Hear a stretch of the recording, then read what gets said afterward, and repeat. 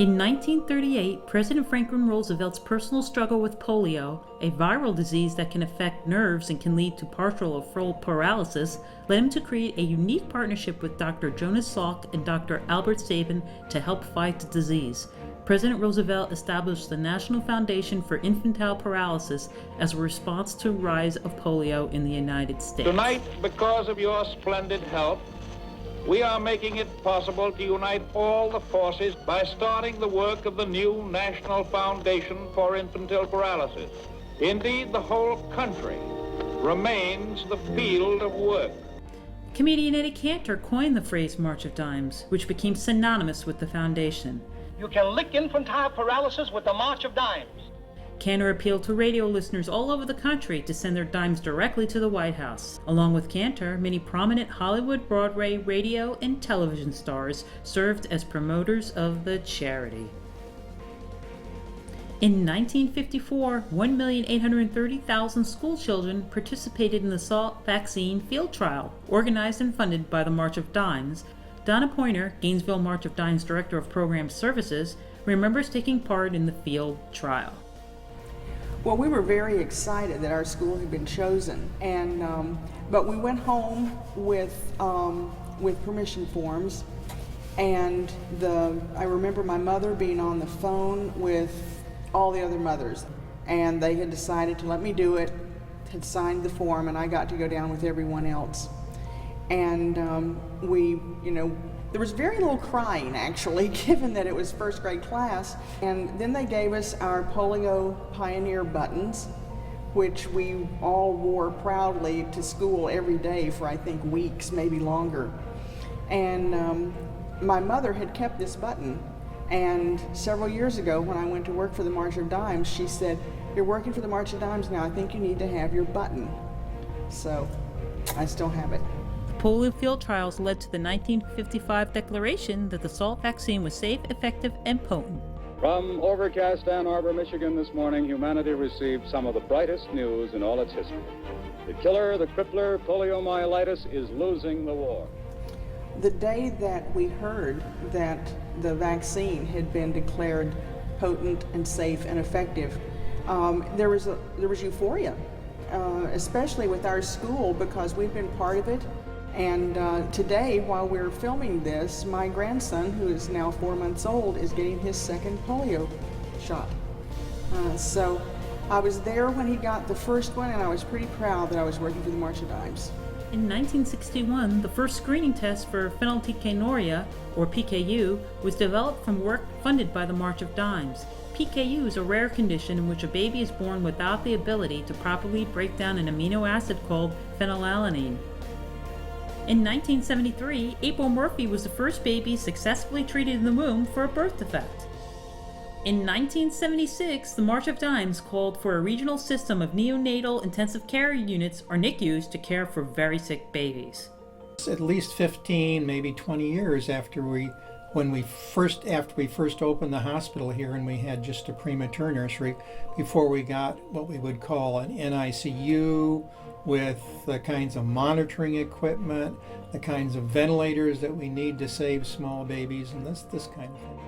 So everything that we had came out of the adult medical community, and there just wasn't equipment designed to take care of even full-term newborn babies. So we had a lot of work to do, and our success rate wasn't very good because of the kinds of equipment and the experience and everything else that went along with it. So we had to train our nurses, we had to help design the equipment, and just all of this stuff had to happen.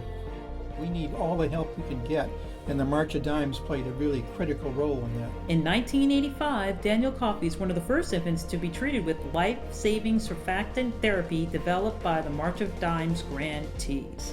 In 1994, the March of Dimes begins a national campaign urging women to take folic acid, which helps prevent neural tube birth defects. One of the nation's leading experts on folic acid was UF March of Dimes grantee Gail Rompison. Much of the work was done locally, and we still have volunteers who took part in the educational outreach. Part of what I was doing was in conjunction with the Florida Folic Acid Coalition. which is a coalition of organizations that are interested in raising and keeping awareness about the health benefits of folic acid, particularly for women of childbearing age. So some of the materials that we developed at the University of Florida and as part of the Florida Folic Acid Coalition were primarily targeted to healthcare professionals, because we knew we could reach so many more women through healthcare professionals, and that's who women tend to listen to when they're getting this information. I mean, the March of Dimes has just been essential in funding us so that we have the funds to be able to get those materials out into the hands of the people that really need them and that can really help make a difference in this. In 1997, Congress passed the State Children's Health Insurance Program to provide health care coverage for up to 5 million children. In 1998, Congress passed the Birth Defects Prevention Act, establishing a nationwide network of birth defects monitoring and research programs. In the 1990s, the March of Dimes grantees studied the role of nitric oxide in the regulation of blood flow to the lungs. Their work led to the approval of nitric oxide therapy, treating newborns with persistent pulmonary hypertension, which is a deadly lung disorder. In 2003, the March of Dimes launches the National Prematurity Campaign to stem the crisis of premature birth. Just been to my checkup, my 6-month checkup, and I went into labor less than a week later. And I didn't know I was in preterm labor. In fact, we were in Pensacola at a friend's wedding. And I thought, I don't feel quite right. And so I called the doctor, kind of explained how I was feeling, and they almost were like, well, we just saw you last week, we'll call you in a prescription. And then I thought, no, why don't you come in?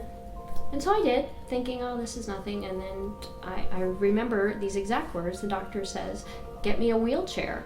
And I'm looking around going, who needs a wheelchair? What's going on? And I was in labor at 25 weeks and a few days, 3 centimeters dilated already, with the amniotic sac already starting to bulge. So, and had no clue. Got hooked up to all the IVs where they were able to stop the labor enough to then ship me over to Shands. And I was there at Shands on total bed rest for 11 days, which is when we made it to 27 weeks. He was in the hospital for 7.5 weeks. So we had the ventilator treatment. He was obviously in an incubator for most of his time there. He was, interestingly, the first baby in a safety research trial of receiving synthetic amniotic fluid. So that was a good experience, scary to look at the paperwork to see if he wanted to sign off to let that be okay, but I know the doctors who were there, who were conducting the research, have since gone on and now they're further on in their trials of the synthetic amniotic fluid. And that's what's so scary about not knowing why, is it took us 4 years, Tyler and Spencer are 4 years apart, to even think about being able to try this again, because we had no idea if we would have another premature baby. So I had great medical care. They were doing everything they could, and when I went in at 20 weeks kind of for a post-op visit to see how things were going, my cervix had already started to shorten again. And so I was expecting bed rest at 28 weeks and I went on at 20. Today, the March of Dimes continues to fund cutting-edge medical research to advance the cause of maternal and infant health. We work towards the day when all babies are born full-term and healthy.